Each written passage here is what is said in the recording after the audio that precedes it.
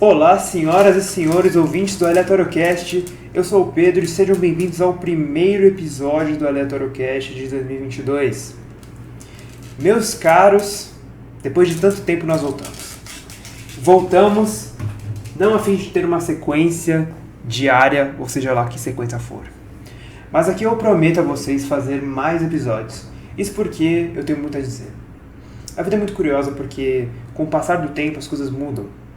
Porém, nós nos assustamos com as mudanças, porque a gente não gosta de mudança. O nosso cérebro gosta do conhecido. Ele prefere um conhecido ruim a um possível desconhecido bom. Isso é fato, gente. Você prefere ficar na sua zona de conforto do que sair da sua casa. Isso você pode colocar em qualquer conceito da sua casa, tá? Seja sair de amizades que você sabe que são tóxicas, relacionamentos, aí pode ser amorosos ou até de amizade, que você sabe que é tóxico, que são tóxicos, perdão. Mas não, você continua, por quê? Porque você tem medo, você não sabe o que vai vir depois desses relacionamentos. Por mais de você saber que você deve sair, você não consegue, porque você não toma uma atitude. E aí, por que você não toma uma atitude? Eis a questão.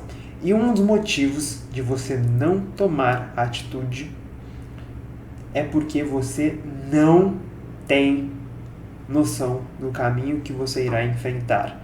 Você tem medo do processo. Porém, não há como você chegar ao fim do caminho sem o processo.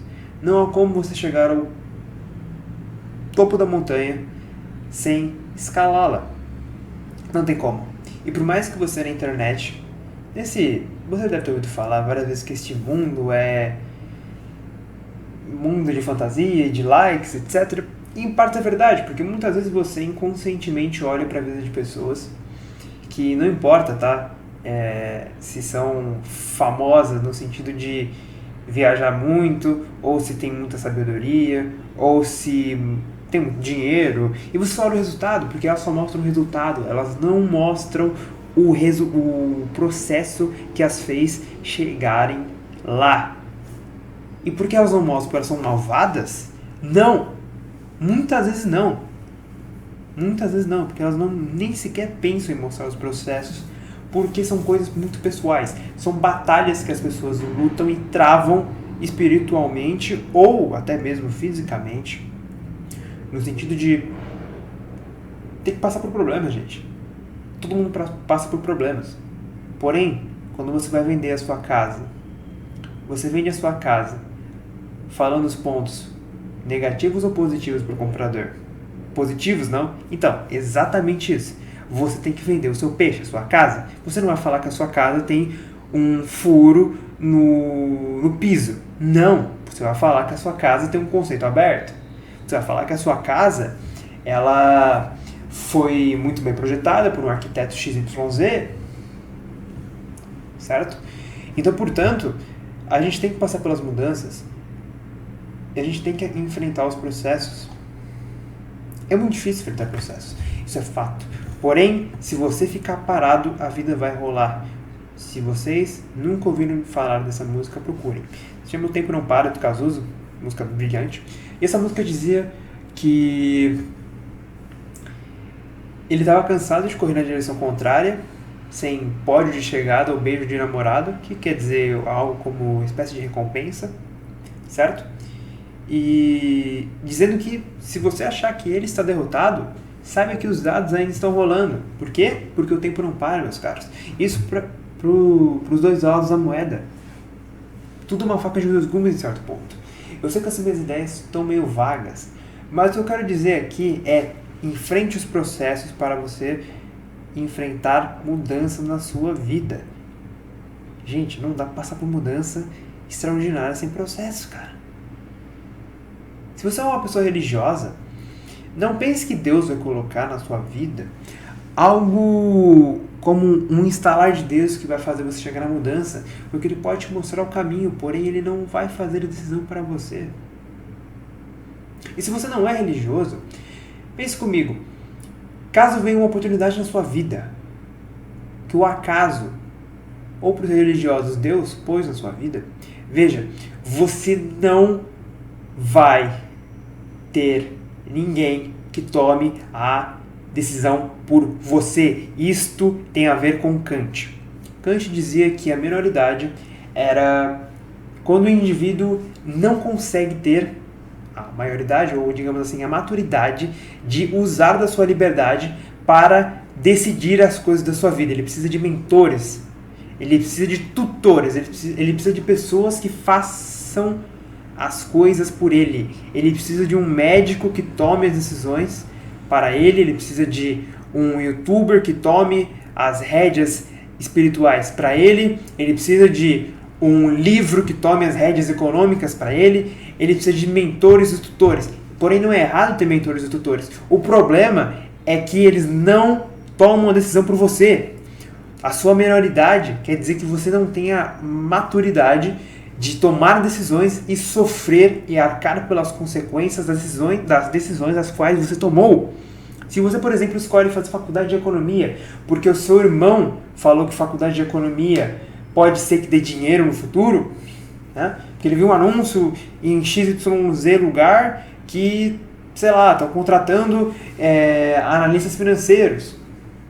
Isso não é indireto para ninguém não, tá? Se houver alguma propaganda que de fato esteja contratando, não é indiretinha não, pelo amor de Deus, gente. A questão é que você tomou a decisão no fim das contas.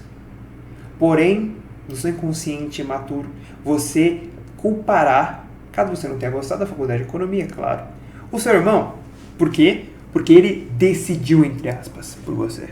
Mas, no fim das contas, quem decidiu é você. Você apenas buscou de fontes terceiras para terceirizar a responsabilidade sua. Mas, como eu já disse, a responsabilidade é sua, sempre. Se você toma uma decisão que você sabe que não vai com você, você é que está tomando. Você tem a liberdade, gente. A maioridade por Kant é quando você tem a maturidade e o perfeito uso da sua liberdade e para tomar as suas decisões, para andar. Porque por mais de você cair, você vai se levantar. Você não se lembra, mas você caiu muito para você aprender a andar. Algo que você faz tão facilmente hoje em dia. Você caiu muito para hoje andar. Então, caso você não seja religioso, pense comigo no que Kant diz. Pense no que é o esclarecimento para Kant, que é essa noção de uso da maioridade a fim de escolher o que você quer para sua vida. Isso em todos os aspectos, cara. Todos os aspectos. Todos os aspectos.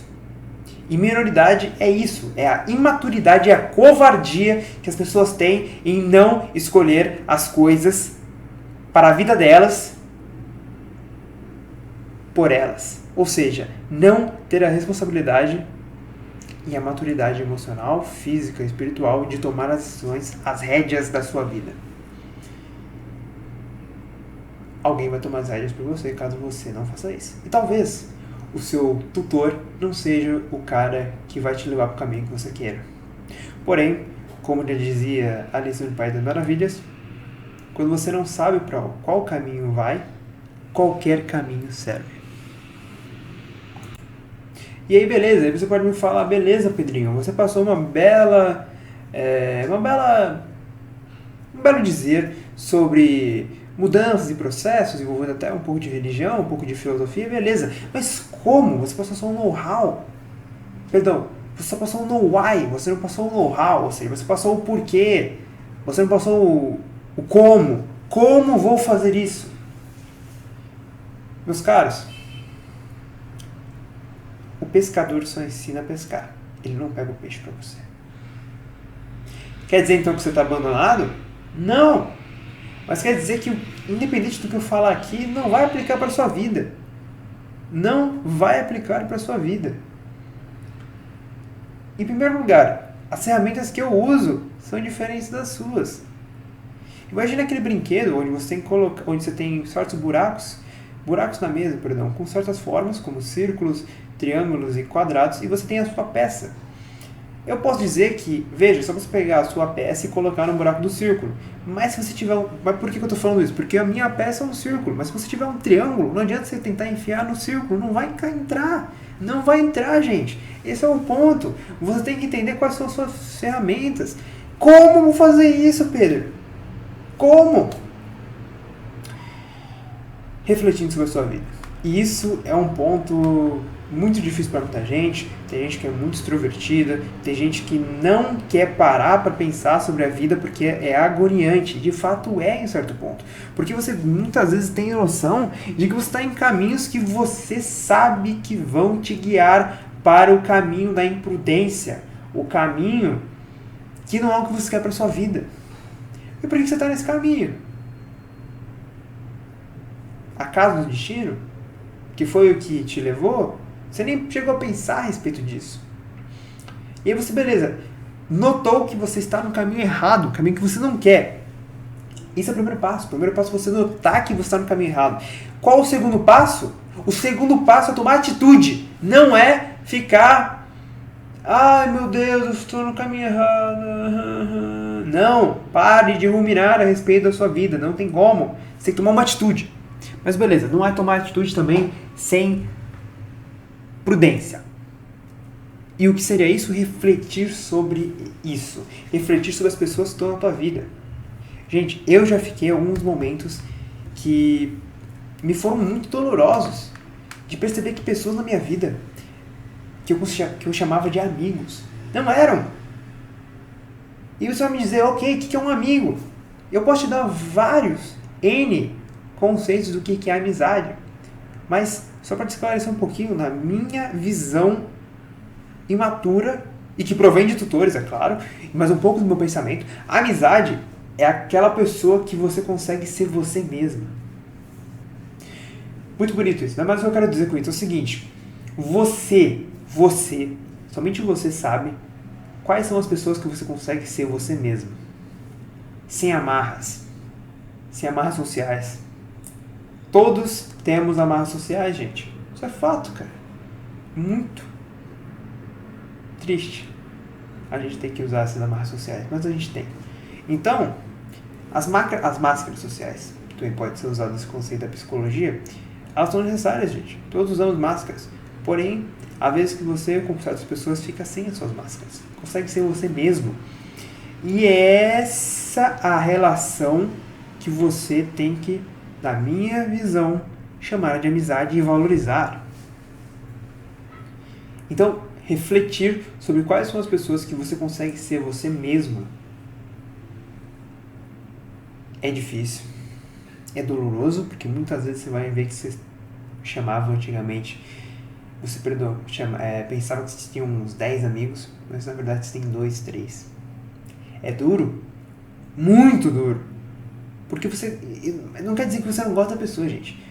Não é essa dicotomia entre amigo ou não amigo. Ou seja, um amigo eu vou valorizar. É um não amigo não vou valorizar. Vou tacar pra fora da minha vida. Não, gente. Sua vida não tem que se limitar a 2 ou 3 pessoas. Não. Porém, amigos mesmo.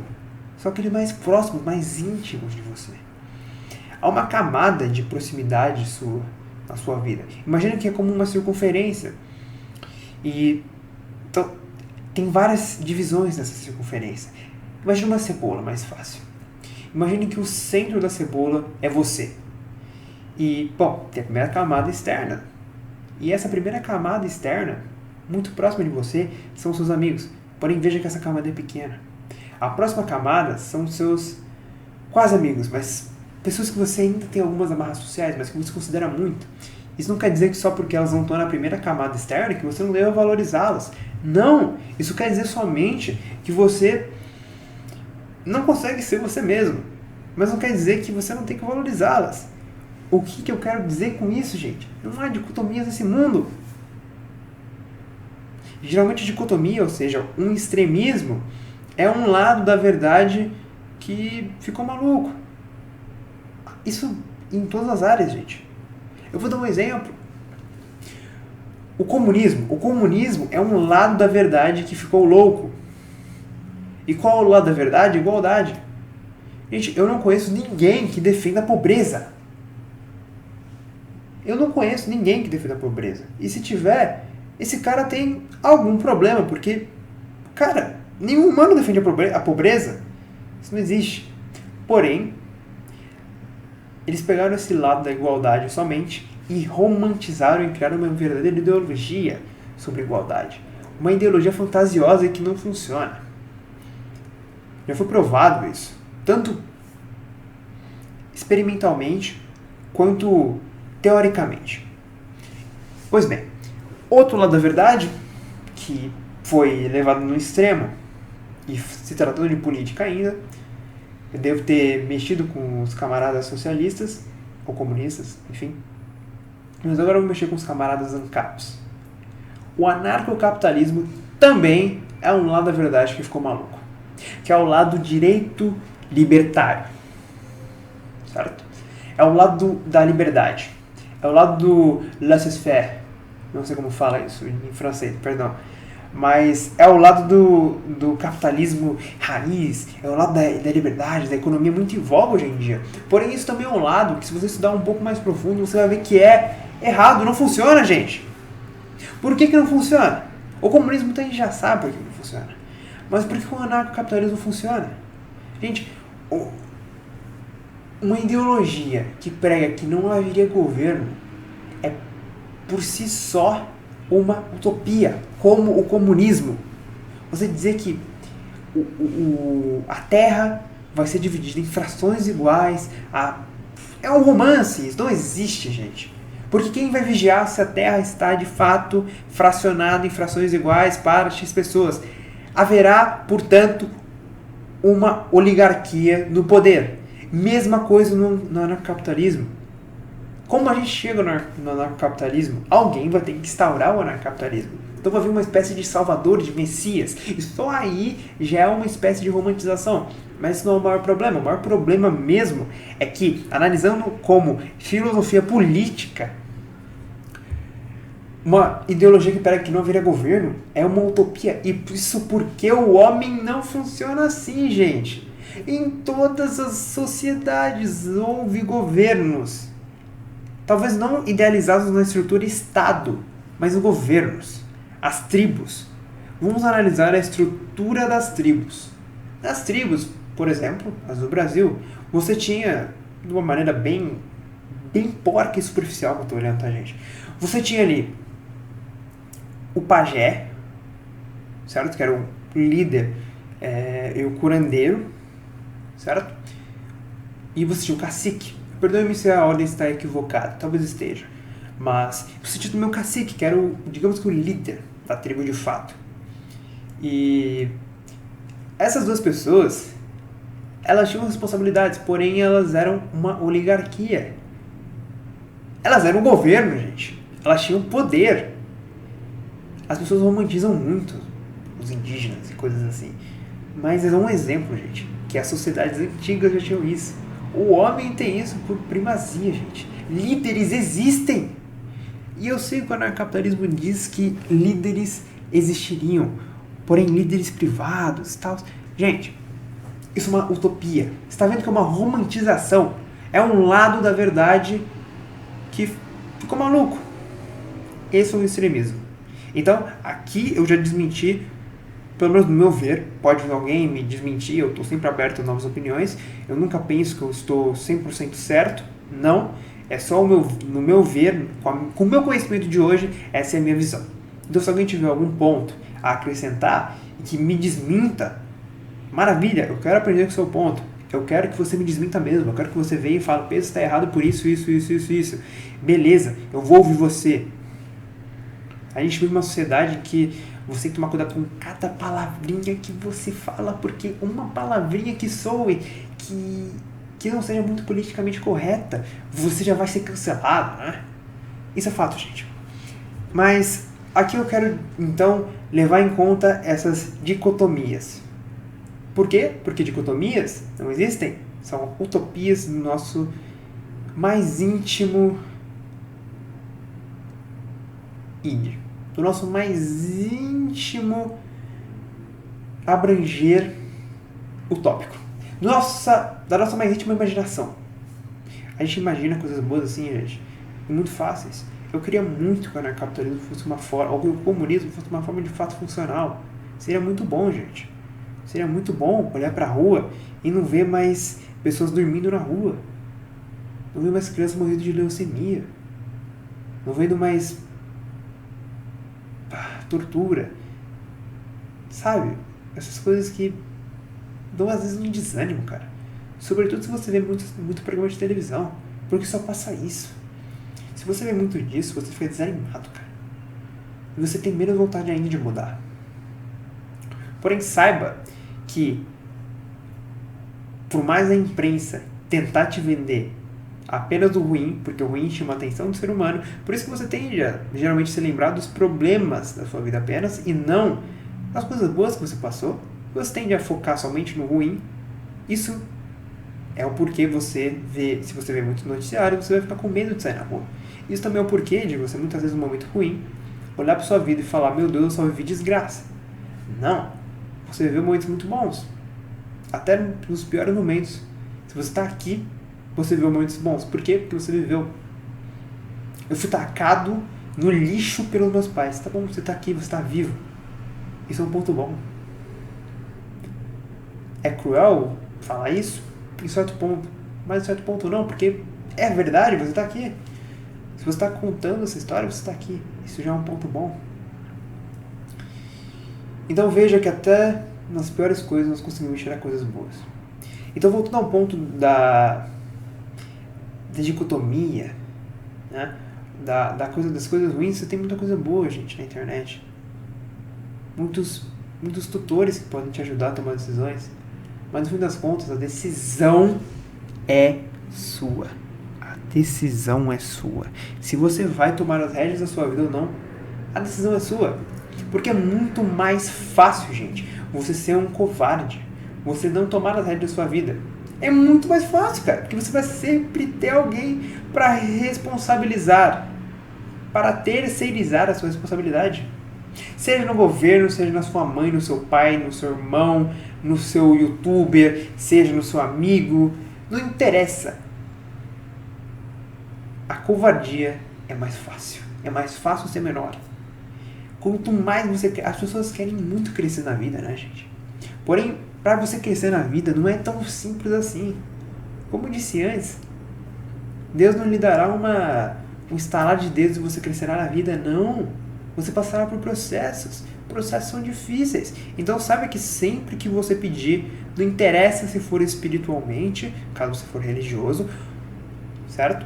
Ou se for, digamos que, metaforicamente, ou metafisicamente, certo? Se você pedir, por exemplo, eu quero sabedoria. Veja, é um pedido muito nobre, e que não ajuda apenas a você. Então você está tornando o mundo um lugar melhor. Porém, saiba que sabedoria não é uma coisa que, eu vou voltar ao mesmo exemplo, Deus vai estalar os dedos e você vai ter sabedoria. Não! Deus irá lhe botar, caso você for religioso, vou colocar esse ponto de novo, muitas situações na sua vida, as quais você terá que aprender a lidar. Você terá que sacrificar coisas da sua vida. Sabe aquelas horas que você passa vendo vídeo trash no YouTube? Pois bem, descarte-as e vá ler um livro. Ah, mas ler é chato. Você está pedindo sabedoria? Nem tudo nessa vida, gente, que é valioso, aliás, quase nada nessa vida que é valioso, é conquistado de forma rápida, fácil e gostosa. Isso é uma ilusão que a internet muitas vezes vende pra gente, certo? Então, saiba que tudo que você pede, você terá que pagar o preço para aquilo. Então você terá que pagar o preço pela sua sabedoria, que você tanto pede. Que é sacrificar seu tempo, aprender a fazer decisões, ser maduro. Então veja que ao mesmo tempo que você engrandece, a sua vida fica mais pesada, você fica com mais responsabilidade. Crescer é igual a ter mais responsabilidade, ter mais peso na sua vida. Isso é muito bom, mas é muito ruim também, em certo ponto. Por quê? Porque é mais fácil, cômodo e agradável ser menor. É muito mais fácil você ser um bebê, porque você não tem que fazer nada. Todas as suas necessidades são supridas pelos seus pais, ou seja lá quem cuida de você. É muito mais fácil ser menor, gente. tanto na questão de tomar decisões, como eu já havia dito sobre Kant, quanto na questão de ser uma criancinha. Porém existem, como dizia o Chaves, jovens de 80 e tantos anos, também velhos de apenas 23, 26, né? Enfim, 23. Não importa. Existem pessoas assim, gente. Então, veja, existem jovens de 80 e poucos anos. O que isso quer dizer? Existem pessoas velhas, nesse sentido, né? Que isso quer dizer. Não é o que o Chaves, necessariamente, o que o X-Pirito, enfim, o que nossa, eu esqueci o nome dele. Meu Deus. Enfim, o que o criador do Chaves quis passar. Ele, nessa analogia, jovens de 80 e poucos anos são pessoas que são velhas, né? Olhando no número somente da idade, mas que são imaturas, que terceirizam as responsabilidades. Aquele tipo de pessoa que a família geralmente defende, porque fala, ai, ele não se adaptou ao trabalho, ai, a sociedade é muito cruel. Gente, não é a sociedade que é cruel ou o mundo que não se adaptou ao fulano. A vida é assim. O mundo não vai se adaptar a você. Você que tem que se adaptar ao mundo, à sociedade, do jeito que ela roda. Não gosto do jeito que ela roda. Ok, meu caro. Sabe o que você faz? Adapte-se a ela, cresça e a partir daí tente mudá-la. Não tem como você mudar reclamando. Ah, mas então você quer dizer que não é possível mudanças, que nós temos que aceitar o status quo? Não. Não estou falando isso. Estou falando que não adianta você gastar tempo da sua vida buscando mudanças que você sabe no fundo que não serão supridas, não serão feitas. Você quer um mundo em que não tenha mais escola, porque a escola, você sabe, já viu muitos lugares falando isso, é um sistema que ainda se utiliza do meio da Revolução Industrial, de criar empregados, de não utilizar no tempo que você é obrigado a estar lá para aprender sobre inteligência emocional, sobre saúde financeira, certo? Então você quer o fim da escola por causa disso, você abomina a escola. Mas veja que interessante, você abomina a escola e a partir daí digamos que você não vá mais para a escola, digamos assim, e você a abandona. Veja, você nem gari irá conseguir ser. E não menosprezando os garis, reforçando que você tem que tomar muito cuidado com o que você diz, né? Não estou dizendo que gari é uma profissão indigna ou qualquer coisa do gênero. Estou dizendo que uma profissão que muitas pessoas não querem ser. Você é muito curioso isso, que a maioria das pessoas que dizem sobre o politicamente correto, se perguntar, você quer ser um gari? Vão falar, não, eu saio fora, Deus me livre. Ou coisas assim, sabe? Então, há uma hipocrisia muito grande. Tá? Então, veja, nenhum gari você irá conseguir ser. Por quê? Porque gari necessita de diploma do ensino médio. Eu vou empreender. Show, meu caro, mas saiba que não será fácil. Por quê? Vendo celebridades na internet parece muito fácil empreender, né? Mas empreender requer, primeiro, capital. Segundo, conhecimento, sabedoria, que você não vai ter se você ficar gastando seu tempo vendo videozinho trash na internet, vendo sériezinha de Netflix que não vai te acrescentar nada nessa vida.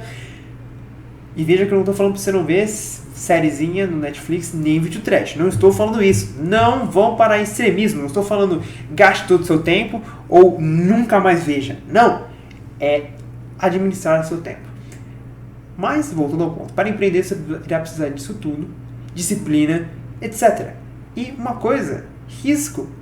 Empreender é igual a risco. Viver é igual a risco também, né? Mas empreender sobretudo é igual a risco, sobretudo com o seu capital. É muito mais fácil você ter o insucesso do que o sucesso. Não é? É verdade? Isso é fato, gente. É muito mais fácil ser fracassado do que bem-sucedido. É triste e cruel. Veja, é a realidade do mundo. Pare de ruminar sobre a realidade do mundo que você não concorda. A aceite e aprenda a trabalhar com ela. Então, digamos assim, você tem um trauma com o seu irmão, porque o seu irmão, digamos assim, não deixava você sair de casa porque ele queria te proteger, porque os seus pais morreram no acidente de trânsito. E aí você cresceu como uma pessoa que tem um trauma do seu irmão, trauma porque seus pais morreram, e você acha que a vida é injusta, porque o fulaninho que é o seu melhor amigo, ou não, né? Mas enfim, que você diz que é o seu melhor amigo, ele nasceu em um lar perfeito, onde os pais o amam, onde ele tem dinheiro, você está sofrendo com questões financeiras também, então você está sendo criado pelo seu irmão, vocês têm conflitos, seu irmão tem agora uma namorada, ele está sendo traído por ela, mas não sabe, não quer admitir, e aí você fica ruminando sobre isso, porque a vida é injusta, porque Deus é injusto, e você começa a culpar, e você começa a ser um exemplo mais ou menos de Jó, no sentido de que você começa a culpar Deus, ou o universo, ou seja lá, as circunstâncias da sua vida. Mas, gente, não adianta você culpar a injustiça, não adianta.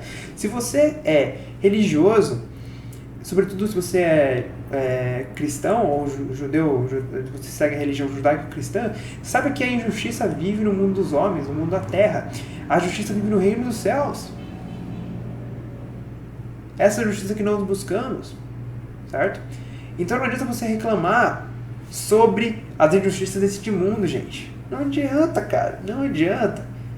Não vai mudar o fato. Isso também provém da filosofia estoica. Aceite. Eu vou mudar uma coisa aqui que dói muito, mas aceita que dói menos.